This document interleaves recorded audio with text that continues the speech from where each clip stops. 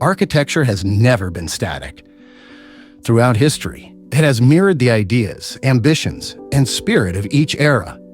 In today's video, we'll travel back in time, from the start of the second millennium, around the year 1000, to the mid-18th century, to explore 4 architectural styles that shaped our cities and left a lasting mark on human history. Emerging around the year 1000, the Romanesque style dominated Western Europe during the 11th and 12th centuries. It revived elements from ancient Roman architecture, hence the name Romanesque, meaning in the Roman manner. Massive stone walls, sturdy piers, round arches, and barrel vaults gave these buildings a fortress-like solidity. A 19th century historian once described every Romanesque church as a little Rome. Famous architects of the time were rarely known by name. Most buildings were collective works of master builders and clergy. One early innovation was found in Durham Cathedral, where pointed ribbed vaults were used for the first time, a structural step that paved the way for Gothic architecture. Notable examples include Speyer Cathedral, the largest Romanesque church in the world, Durham Cathedral, Pisa Cathedral Complex, including the Leaning Tower. The style thrived as Europe stabilized after centuries of turmoil. Monasteries expanded, towns grew, and the church needed fireproof stone buildings large enough for crowds and awe-inspiring in scale. Interiors, once brightly painted with biblical scenes, have mostly faded to bare stone over the centuries. By the late 12th century, thinner walls and taller structures signaled the transition to the Gothic style, a leap toward height and light.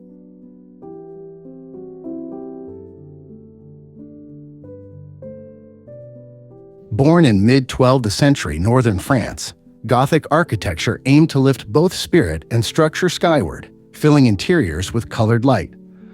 Often credited to Abbot Suger of St. Denis, the style was defined by 3 key innovations: pointed arches, ribbed vaults, and flying buttresses. These elements replaced thick supporting walls, allowing unprecedented height and expansive stained glass windows. Facades were richly decorated with stone lacework, statues, and gargoyles, making each cathedral a vision of heaven on earth. Notable architects include Abbot Suger, the theological mind behind the Gothic vision; William of Sens, Jean de Chelles, Robert de Luz arches, and Peter Parler, masters of Gothic craft across Europe. Iconic examples: Chartres Cathedral, Notre Dame de Paris, Reims Cathedral, and Cologne Cathedral. The Gothic era flourished in growing cities, where communities competed to build the tallest, most magnificent cathedrals. The term Gothic was actually coined later during the Renaissance as a criticism, linking it to the barbarian Goths. Ironically, it was revived and celebrated in the 19th century. By the 15th century, in Italy especially, Gothic was giving way to a new vision, the Renaissance, inspired by classical harmony and proportion.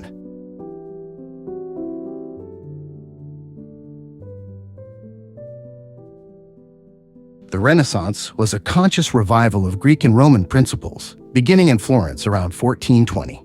Rejecting Gothic vertical excess, Renaissance architects embraced symmetry, geometric order, and mathematical proportion, architecture as a rational, human-centered art. Domes, classical columns, and rounded arches replaced ribbed vaults. The style was supported by the rediscovery of Roman ruins and Vitruvius's ancient writings. Key features: symmetrical facades divided into clear horizontal layers, classical columns and pilasters, semicircular arches and hemispherical domes, and simple, balanced ornamentation. Famous architects: Filippo Brunelleschi, Leon Battista Alberti, author of On the Art of Building, designer of Santa Maria Novella's facade. Michelangelo redesigned St. Peter's Dome with dynamic forms. And Andrea Palladio, master of proportion, author of the 4 books of architecture. Iconic works: Dome of Florence Cathedral, Palazzo Rucellai, St. Peter's Basilica, Villa Rotonda.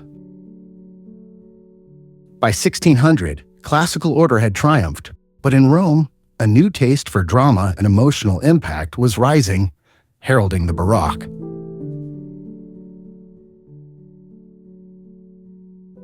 Born in Rome around 1600, the Baroque transformed classical order into a theatrical spectacle. It was artist persuasion, used by the Catholic Church and absolute monarchs to impress, inspire, and overwhelm. Features: curved, undulating facades, grand domes with illusionistic ceiling painting, blending sculpture, painting, and architecture into unified dramas, rich gilding, twisted columns, and dynamic light effects. Baroque spread through Catholic Europe, reached Russia and Latin America, and adapted in Protestant regions with more restraint. By the mid-18th century, it evolved into the playful Rococo or gave way to a new neoclassical simplicity. Key architects: Gian Lorenzo Bernini, Francesco Borromini, Jules Hardouin Mansart, and Balthasar Neumann. Iconic works: Palace of Versailles and Church of Ilgazou. Fun fact is Baroque likely comes from the Portuguese barroco, meaning irregular pearl, originally a criticism. Some Baroque churches even used painted fake domes to cut costs while dazzling viewers.